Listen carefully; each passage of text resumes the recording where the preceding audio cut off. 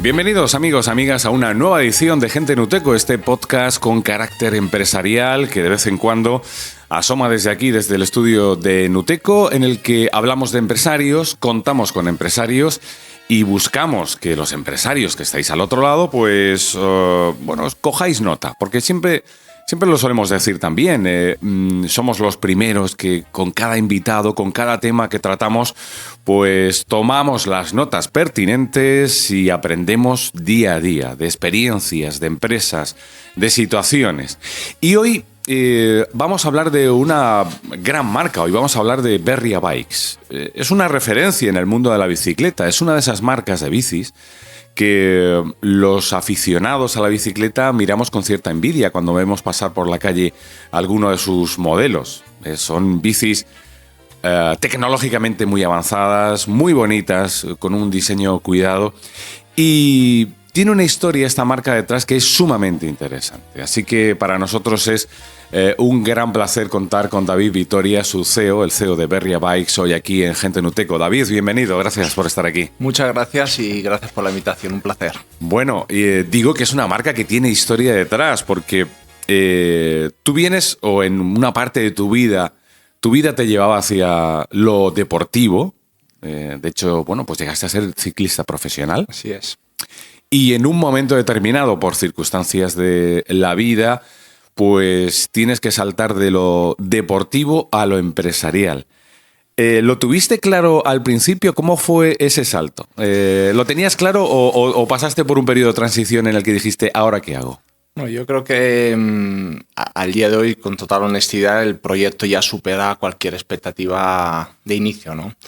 Y cuando me preguntan por Berria, digo que es una marca auténtica, ¿no? Una marca que al final, como ciclistas, como usuarios, pues realmente intentamos ofrecer ese producto que la gente está buscando, pensado para ese rendimiento. Y la verdad que de donde vengo, ¿no? Del mundo del ciclismo profesional, pues me ha dado la base, ¿no? Para poder llevar al máximo nivel tanto mi rendimiento, pero al final el rendimiento de un ciclista, aparte de toda la preparación física, su desarrollo físico, ¿no? Requiere realmente de un producto de un alto nivel, ¿no? Y eso lo entiendes cuando vas al límite, cuando corres una Vuelta a España, cuando estás en una París-Roubaix y vas a 50 por hora por el adoquín, claro.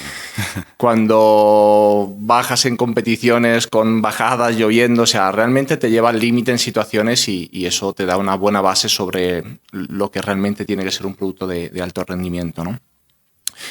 Y al principio, al final, después de esta lesión, con 25 años tuve que dejar de correr, me operaron 2 veces esa temporada y después de la Vuelta a España, al final, decidí retirarme porque después de la segunda operación no había posibilidad de recuperar el estado físico para estar en el ciclismo de alta competición, sí, que para poder llevar mi día a día normal bien. Uh-huh. Y la verdad que tuve un mes de un poco de reflexión, ¿no? De coger un poco de perspectiva y quería estar ligado al mundo de la bicicleta, que al final es un mundo que conocía bien, pero desde otra perspectiva, ¿no? Y esto me llevó al final a tener que hacer un recorrido totalmente distinto. Claro, por eso te decía que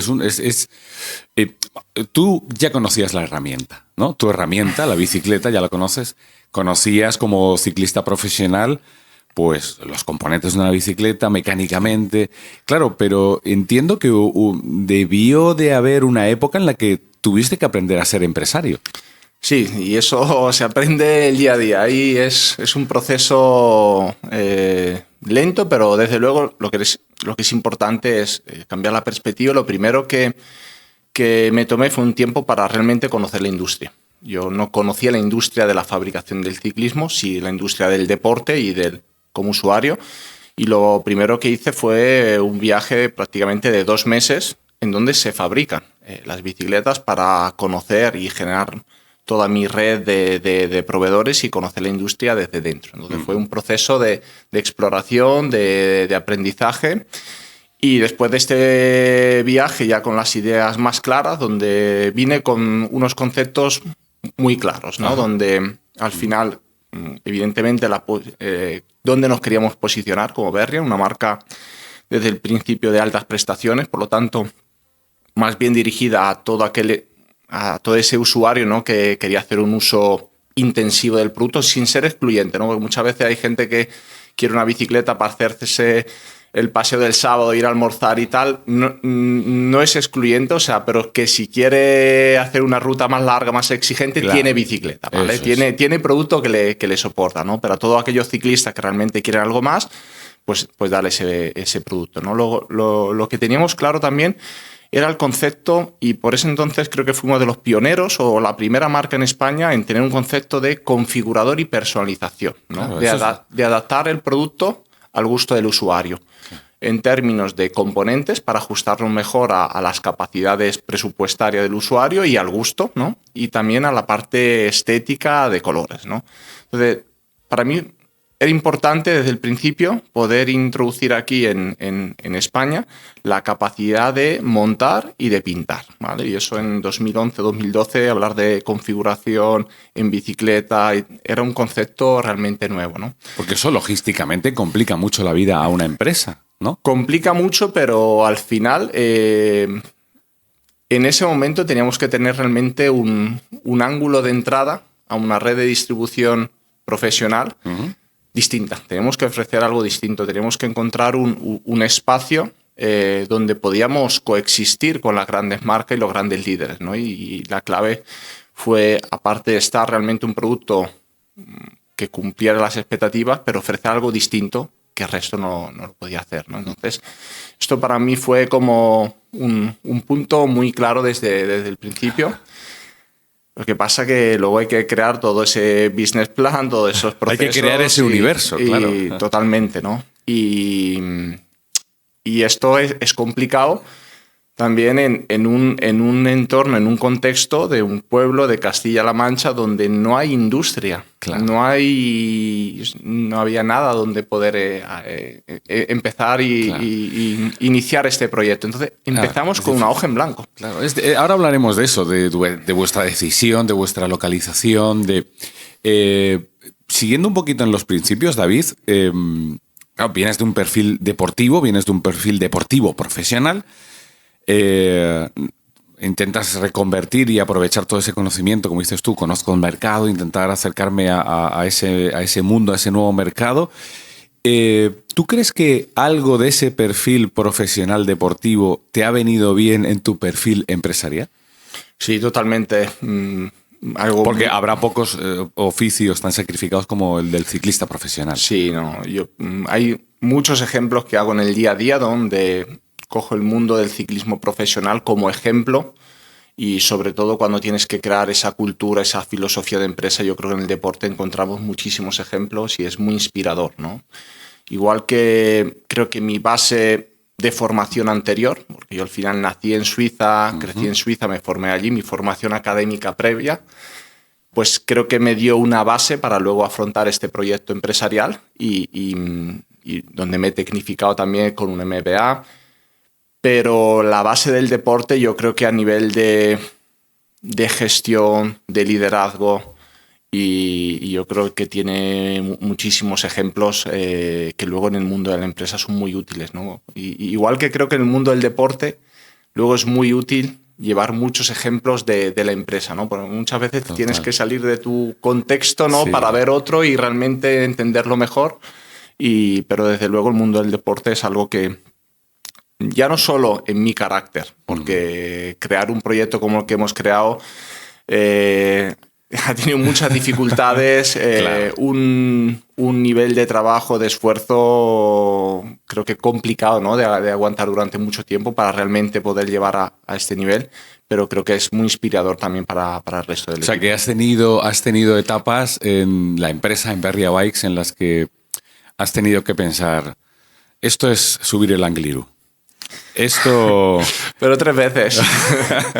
Sí, es... Bueno, al final está exento de grandes dificultades y desafíos y muchos puntos de interrogación, ¿no? Yo creo que los proyectos empresariales tenemos una visión clara, tenemos un enfoque, pero luego el día a día tenemos muchos obstáculos, ¿no? que superar y muchas dificultades. Pero sí que creo que una mentalidad correcta y ser capaz de gestionar esos esfuerzos, de focalizarse en el ahora, en lo importante, ¿no? Yo creo que eso realmente es un aprendizaje que el deporte me ha entrenado mucho en ese aspecto. Y en esos principios, desde el principio, lo dejábamos antes entrever, David, ¿tenías claro que Berria tenía que surgir primero desde Ossa de Montiel, luego Villarrobledo? ¿Tenía que surgir desde aquí? ¿Tuviste claro porque ya lo dejábamos antes entrever, es complicado que desde una zona poco industrializada poner en marcha esto. Bueno, al final esto se entiende, sinceramente, luego hay que ser muy práctico. Esto es muy sencillo, es dónde teníamos la posibilidad de empezar el proyecto, ¿no? Al final, luego lo cuenta, le puedes dar esa historia americana que nacemos desde un garaje, ¿no? Correcto, ¿no? Siempre te lo puedes llevar a un terreno muy Steve Jobs, pero... Sí, correcto. Pero la realidad, al final, cuando arrancas en este proyecto con recursos limitados, ¿no? Donde realmente, al final, teníamos la posibilidad en la casa de nuestros padres, en el garaje, con una ampliación de nave, de poder empezar ese taller con pintura. Al final empezamos...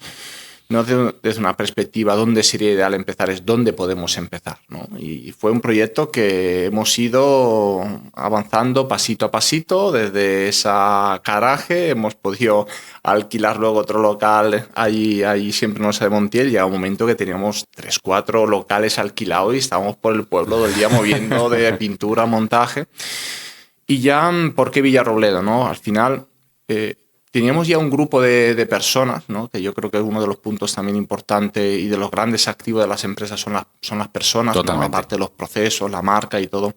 Entonces, posiblemente Albacete nos hubiese dado más oportunidades, pero gran parte del personal de Berria en ese momento residía en Ossa de Montiel. Entonces, lo que nos permitió Villarrobledo era dar un paso, dar continuidad a las personas que ya trabajaban con nosotros en Ossa de Montiel y dar espacio a que más personas en Villarrobledo, y bueno, teníamos ahí una zona industrial más apta, ¿no? Para lo que es el desarrollo que hemos podido tener, ¿no? Básicamente esa fue la decisión lógica de dar un pasito sobre todo de continuidad con los que empezaron el proyecto y acercarnos a otro. Y a estas alturas el Made in Spain, el estar en Villarrobledo en concreto, ¿qué pros y contras os ofrece?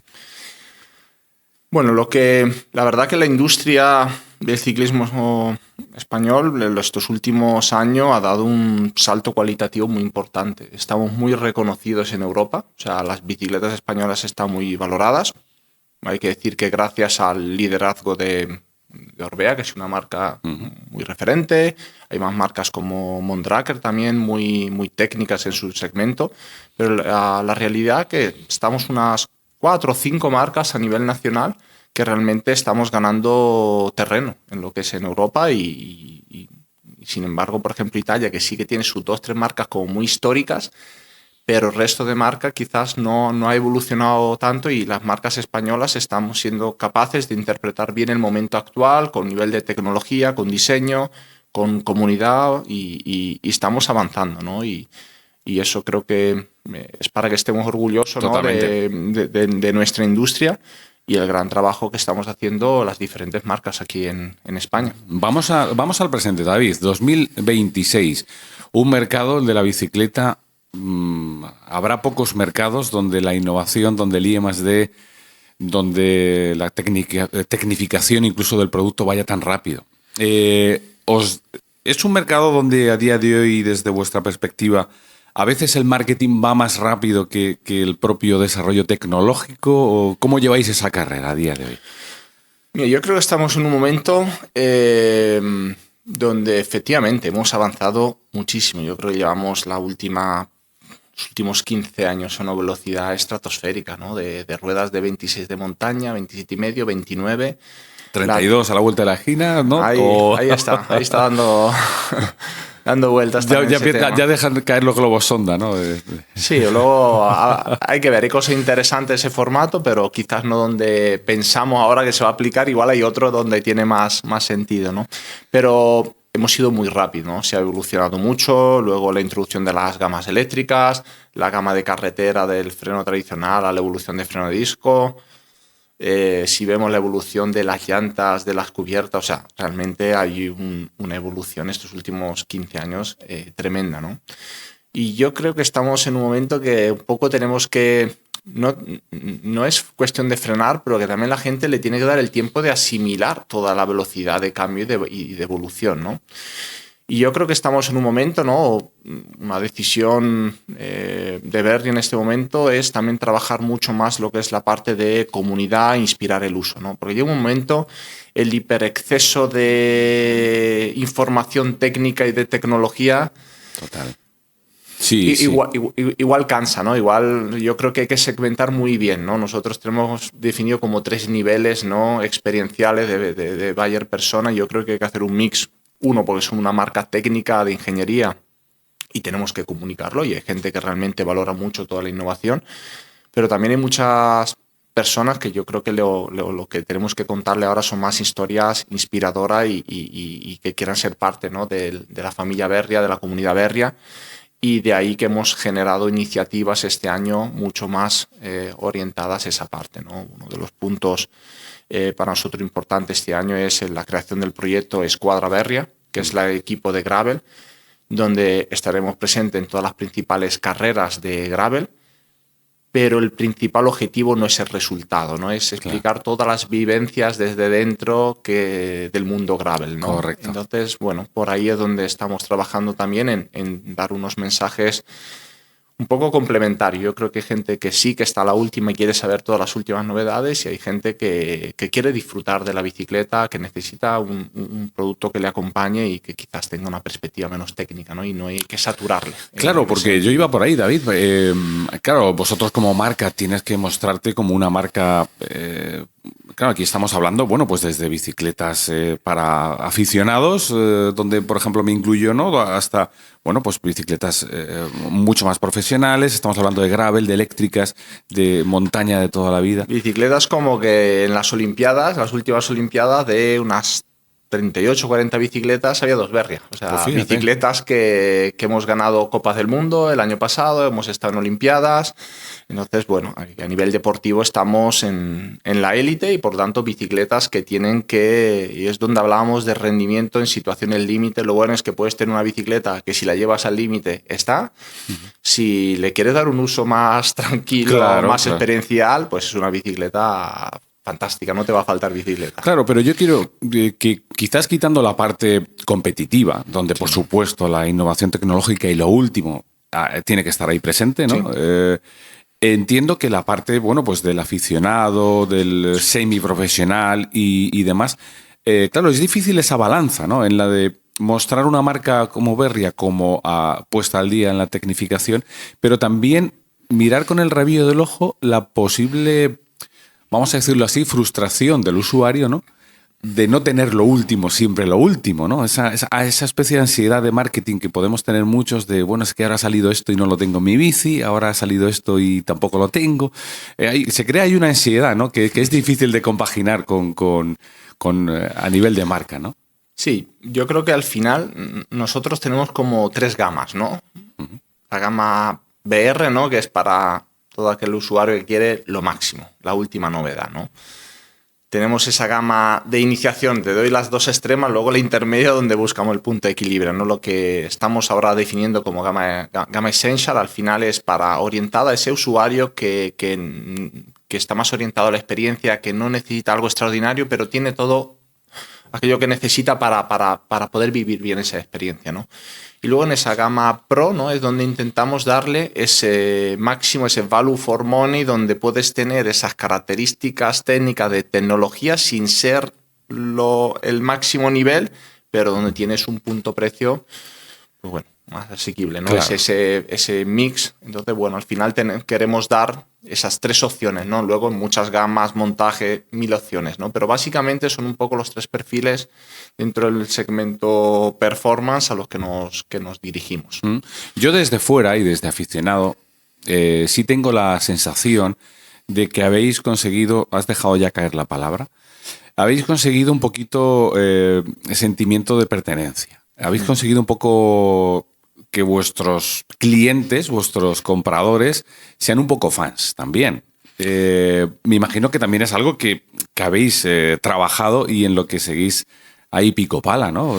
Hay un poco de sentimiento de pertenencia a esa marca. Eso es un punto importante y es uno de los objetivos, ¿no? Y al final, parte clave de todo esto, también otro de los programas más importantes para nosotros este año son los demo test, ¿no? Poder estar en diferentes puntos de España con nuestros distribuidores y ofrecer justamente de tener una experiencia con la marca, probar bicicletas, probar las últimas novedades y poder salir con los potenciales clientes o clientes que quizás quieren cambiar de bicicleta o probar una nueva bicicleta y estar con ella, ¿no? Y parte muy importante de todo este proceso también como marca son nuestros distribuidores, ¿no? Entonces, muy importante porque al final nosotros a tener una venta B2B no tenemos el contacto directo con el usuario final, ¿no? Entonces, es muy importante que creemos las condiciones ideales y que seleccionemos muy bien nuestros distribuidores porque son parte clave del proceso de venta y de la experiencia que tiene el usuario, ¿no? Y luego está todo el plan de comunicación que tenemos, redes sociales, pero es importante no perder la perspectiva en nuestro caso, de nuestro distribuidor, que realmente es nuestro mejor embajador. Porque al final, en este mundo en el que gana terreno, también en el mundo de la bicicleta, ¿quién nos iba a decir a nosotros hace X años que habría gente comprándose bicicletas de 2.000 y 3.000 euros en una página web? Sí. En este mercado en el que estamos ahora, donde lo online y las compras a grandes franquicias y grandes nombres de distribuidores de bicicletas online, ¿apostáis por esa distribución clásica personal, más de cara a cara, ¿no? Nosotros al final sí que tenemos una elección clara por la tienda independiente, ¿no? Donde al final buscamos justamente y estamos dando un paso adelante, ¿no? Digamos, para poder captar, seducir, ¿no?, a ese usuario. Nuestra página web es muy importante, toda la experiencia de configurador. Pero luego poder llevar ese lead, ¿no? Digamos, para nosotros una conversión es una persona que esté interesada en el producto y poder derivar ese lead a nuestro distribuidor, ¿no? Ahí para nosotros es nuestra conversión, ¿no? Y es importante que la tienda tenga las condiciones ideales para la experiencia, ¿no? Que pueda ir a ver la bicicleta, que tenga esa exposición, que tenga el producto, que esté formado, que pueda dar una buena explicación técnica, ¿no? Y luego que todo lo que es la parte de entrega de producto y el servicio asociado al producto, que es fundamental, y más aún para las bicicletas eléctricas, que son bicicletas con cierta complejidad, entendemos que el distribuidor juega un papel clave para justamente ese acompañamiento. O sea, ¿no? El proceso no acaba cuando vendemos las bicicletas, claro, sino inicia realmente el recorrido. Por lo tanto, esa distribución capilar te permite de verdad de dar un seguimiento y un cuidado al usuario. Y entiendo que para vosotros ese distribuidor jugará también un papel no solo comercial, sino qué mejor encuesta de satisfacción tendréis, ¿no?, con ellos sobre qué comentarios os llega desde el cliente, desde el usuario final, no solo a la hora, en el momento de la venta, sino, como decías tú, en la postventa, ¿no? Sí, por eso cuando hablábamos de cómo se generan fans, yo creo que por eso decía que parte activa son los distribuidores, porque realmente permiten de fidelizarlo pues en el día a día y donde cuidan realmente al usuario y que ojalá que a los 2 años, 3 años quiera cambiar y quiera renovar su bicicleta y siga contando tanto nosotros como marca que como con el distribuidor, ¿no? Entonces, bueno, es un parte muy importante de fidelizar el cliente, aparte de lo que nosotros podamos llegar a hacer como marca, como inspiración, como desarrollo de producto, que es la otra parte importante. Uh-huh. Vamos a intentar apostar, vamos a mirar un poquito al futuro, David. Voy a intentar hacer un resumen muy rápido de cuál es el panorama del mercado de la bicicleta. Si me equivoco, que me corrija David, que él es el verdadero experto. Pero a día de hoy, para la gente que está siguiendo y viendo este podcast, que no tiene por qué entender cuál es el producto y qué es lo que se está vendiendo a día de hoy en el mundo de la bicicleta, diríamos que tenemos los formatos un poquillo, entre comillas, más clásicos, la bicicleta de carretera tradicional, la bicicleta de montaña tradicional. De ahí, pues últimamente también, como hemos mencionado, pues una bicicleta que se denomina gravel, que es una bicicleta pues un poquito para pista forestal, para caminos en buenas condiciones y demás, con manillar un poquito tradicional de carretera, pero con ciertas especificaciones y, por supuesto, la revolución de los últimos años también, que ha sido la electrificación del producto. Las bicicletas eléctricas, que ya vemos por todas partes, bicicletas de montaña, bicicletas de paseo, etcétera, etcétera. Con ese panorama, David, tú, ¿cuál sería tu apuesta personal? Ya me imagino que en Berria tendréis algunas como marca, pero como a nivel personal, ¿cuál sería tu apuesta por cuál va a ser por dónde se va a mover el mercado en los próximos tiempos y cuál va a ser la gran revolución tecnológica de la bicicleta en los próximos años? No es fácil la pregunta. Bueno, al final yo puedo contarte mi experiencia, lo que estamos viendo y nuestras apuestas, ¿no? Como marca. De lo que sí venimos de unos años, yo creo que eso es importante, esa perspectiva, peculiares en nuestra industria, ¿no? Venimos de una época durante el COVID, que experimentamos una demanda estratosférica en la industria.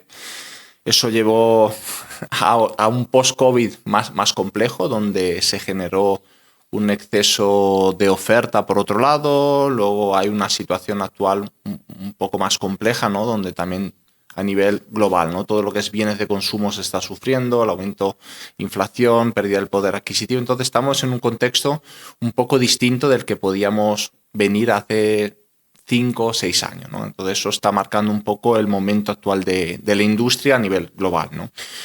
Pero lo que es las categorías, ¿no? Pero está un poco enlazado con la situación de la industria.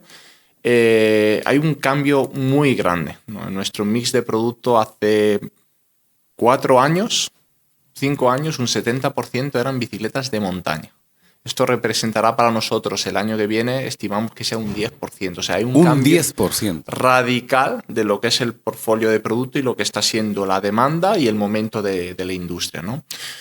Tenemos una gama de carretera que está creciendo de forma constante. Yo creo que es un híbrido entre de estar haciendo las cosas bien, ¿no? Y estar ganando cuota del mercado y en nuestro proceso también de expansión a nivel europeo, y que sigue siendo una categoría como muy estable, ¿no?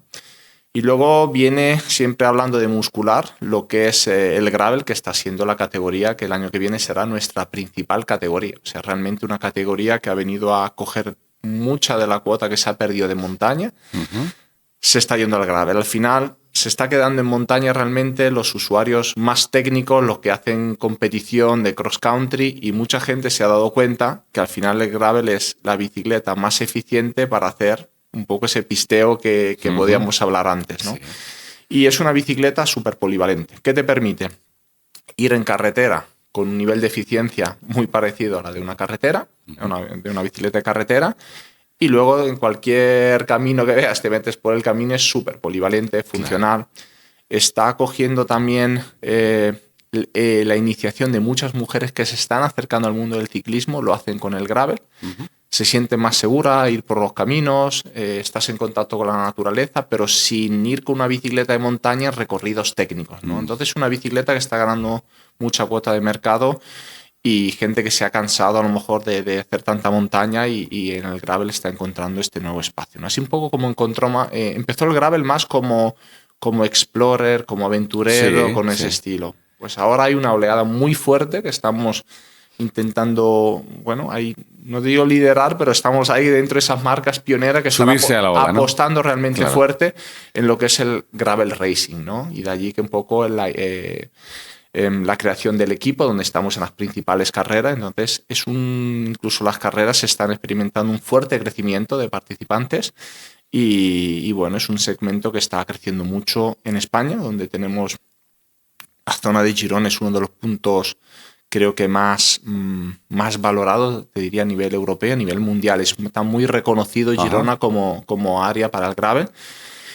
Y aquí en Albacete, sinceramente, y tenemos un terreno que es ideal para el gravel, y yo creo que poco a poco se está descubriendo, cada vez va a haber más gente, pero aquí tenemos una zona realmente muy buena para este uso. Entonces vemos como el gravel junto a la carretera, que realmente son dos pilares del segmento muscular. Montaña vemos que se quedará como un producto realmente muy técnico, muy de competición para ese usuario que realmente le da ese uso, ¿no? Porque luego ese usuario que le sigue gustando la bicicleta de montaña, pero que no tiene esa necesidad tanto competitiva, tiene otra alternativa que es las bicicletas de montaña eléctricas. Claro, eso es. Entonces, de ahí que la gama de montaña tradicional entre el gravel y la eléctrica han ido mordiendo un poquito terreno. Le han ido mordiendo y se ha quedado realmente para ese usuario, ¿no? Sí.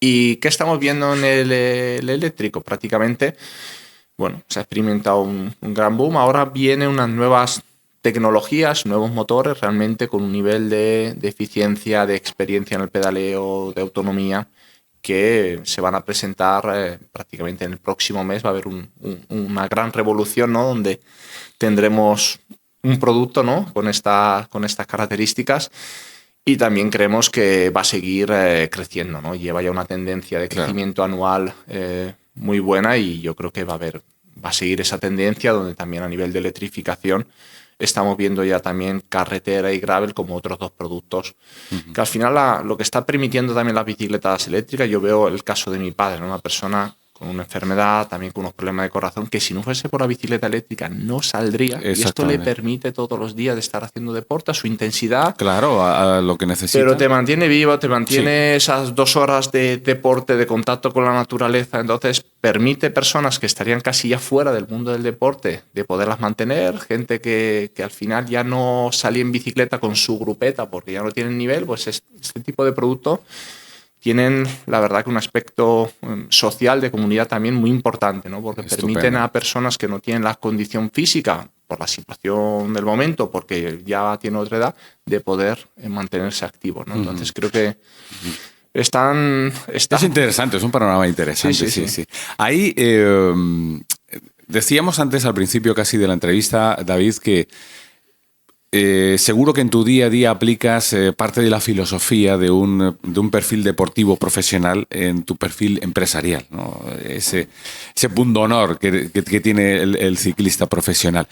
Pero no sé si también Berria como marca todavía conserva, ¿tú crees que conserva algo en su ADN a día de hoy con vuestra expansión internacional, estando en más de 30 países y demás? ¿Conserva algo de ese concepto garaje, de ese taller, de ese primer taller artesano en Ossa de Montiel? Se intenta, yo creo que es una de las características. Se intenta, eso está bien. En el sentido que... O sea, que hay una intención, ¿no? Sí, porque, como te decía antes, ¿no? Berria es una marca y debe de seguir siendo auténtica, ¿no? Y para mí la autenticidad de Berria nace justamente en ese garaje, con esa ilusión, ¿no? Que va más allá de hacer algo bien hecho, académicamente correcto, de un proyecto empresarial que funcione, sino realmente le pones corazón, le pones alma, le pones cariño, ¿no? Aparte de todo el resto. Entonces, yo creo que ese espíritu es importante poderlo cuidar y mantener, y no es fácil porque al final luego, conforme el proyecto va evolucionando, va cambiando, hay personas que dejan la compañía, por otras que se incorporan a la compañía, pero en ese proceso de onboarding intentamos darle siempre esa dosis de dónde venimos, ¿no? Porque yo creo que es un punto que es importante y lo contamos la verdad que con orgullo, ¿no?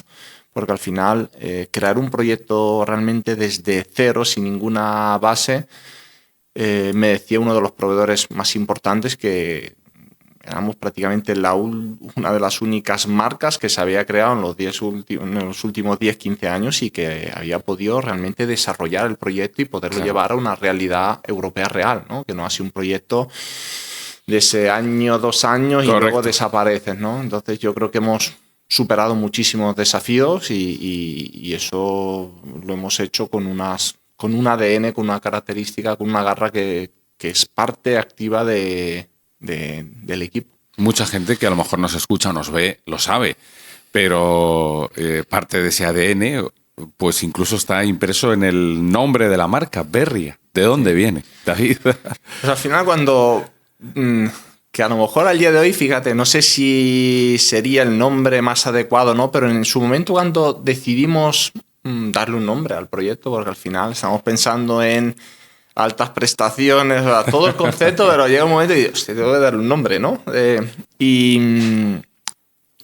Planteamos muchos nombres y tal, pero realmente había un nombre, y de ahí que también el proyecto sea auténtico y ser coherente. Al final la pasión por la bicicleta, yo le debo mucho, digamos, a mi padre, ¿no? Ante todo por bueno, pues meternos en este mundillo y luego por haberme acompañado constantemente y de forma incondicional a todas las carreras y luego haber pasado buenos momentos, pero sobre todo los malos momentos difíciles donde... Y este proyecto tenía mucho, ¿no? De lo que te comentaba, ¿no? Esa emoción, de ese sentimiento de hacer un proyecto realmente con el corazón, ¿no? Y Berry al final, que era como le llamaban a él cuando corría, creo que era auténtico, ¿no? De eso cuando dice el nombre, dice, ¿sabes? Berria era tu padre.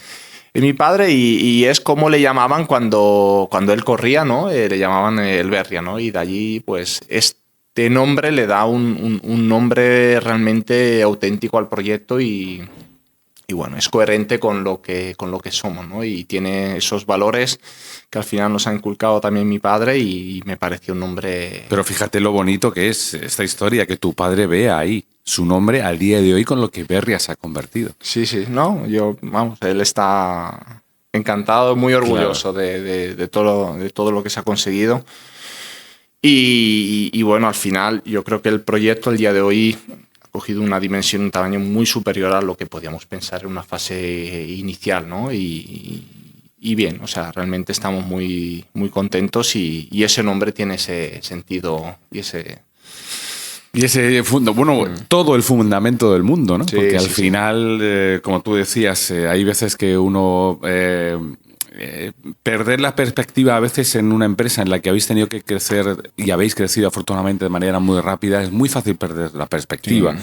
Es muy fácil desorientarte, pero al final, como dices tú, se intenta. Se intenta no perder ese hilo con el ADN originario, con los principios, con el fundamento del perfil profesional deportivo, con de dónde viene esta marca. En fin, que es una historia muy interesante. Y creo que es parte activa, ¿no?, de las personas que lideramos el proyecto de poderlo mantener, ¿no? Yo creo que ahí tenemos mucho que ver nosotros en ese día a día y poder seguir manteniendo ese espíritu. Pues David Vitoria, ha sido un auténtico placer y un honor tenerte aquí sentado un ratito en Gente Nuteco, CEO de Berria Bikes. Nos hemos acercado hasta esta marca, nos hemos acercado hacia, creo que una inspiradora experiencia empresarial, porque es algo muy inspirador cuando en un momento determinado y llegan las lesiones deportivas y tu vida te obliga a cambiar, pues elegir el camino empresarial, que no es el camino más fácil, pero bueno, pues es un camino que, como podemos ver, tiene sus gratificaciones, tiene sus recompensas y al final es un poquito lo que pretendemos con este podcast, ¿no? Ese emprendimiento, ese empuje que cada empresario debemos tener día a día para seguir adelante. David, lo dicho, muchas gracias y un honor. Gracias a vosotros. Hasta la próxima. Un saludo.